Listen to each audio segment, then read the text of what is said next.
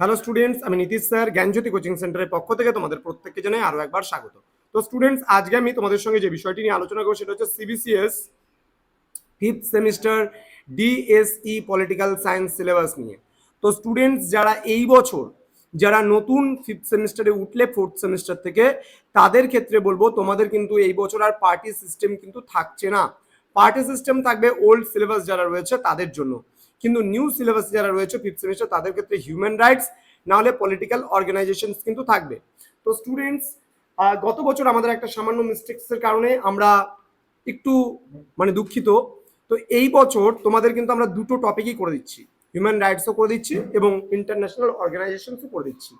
যেহেতু তোমরা একেবারে শেষ ব্যাচ, তোমাদের কথা ভাবনা চিন্তা করেই কিন্তু আমাদের এই উদ্যোগ, যেন প্রতিটা ছাত্রছাত্রী ভালোভাবে পাশ করে যায় খুব ভালো করে। তো তার জন্য কিন্তু আমাদের এই প্রচেষ্টা। তো তোমরা যারা ভাবছো যে অনলাইনে আমাদের সেন্টারে জয়েন হবে এবং নোটসপত্র নেবে, তারা অবশ্যই যোগাযোগ করো আমাদের অফিসিয়াল নাম্বার 7076398606 নাম্বারে অথবা 6295916282 নাম্বারে।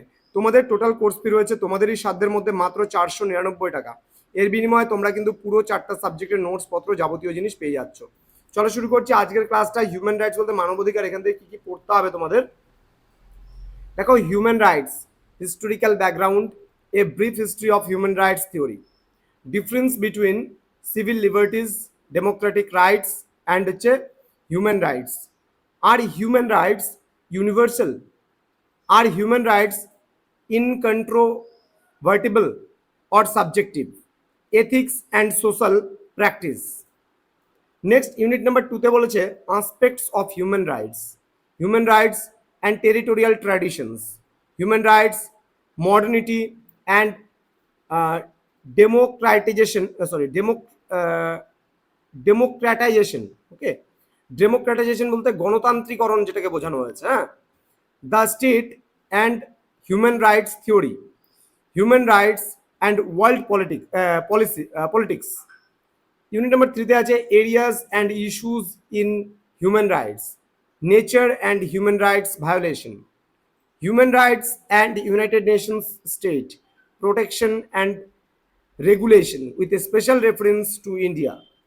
Social aspects, women, human rights, children and women rights, poverty and human rights, the environment and human rights.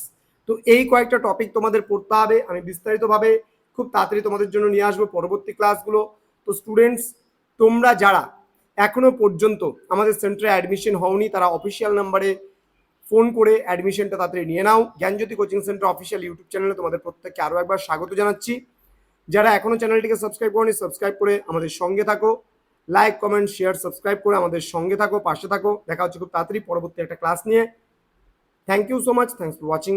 After all, thank you.